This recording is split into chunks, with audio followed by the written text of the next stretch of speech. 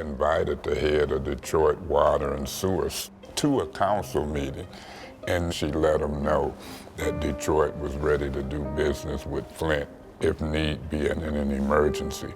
And then we passed a vote that passed City Council unanimously. But Councilman Mays says switching back to Detroit was easier said than done. The move would need the approval of Flint's emergency manager.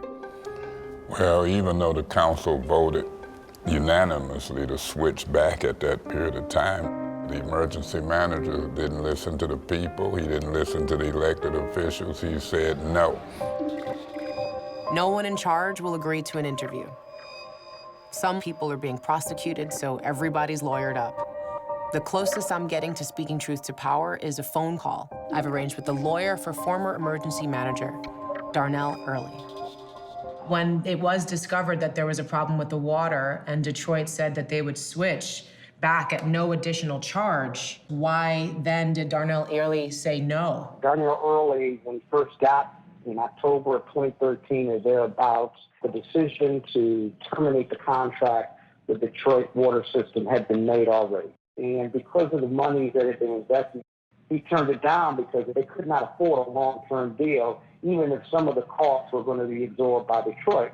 You know, I'm just curious, at what point is an emergency manager's actions going to rise to the level of prosecution? Like, what responsibility or accountability can be expected? He has said that he is accountable based on from a leadership standpoint, and that he wished he had done more, could do more.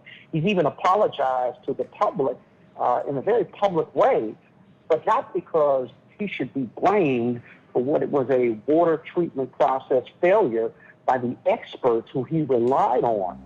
So overseeing the poisoning of a city isn't criminal negligence? I'm not crazy about the way you couch that.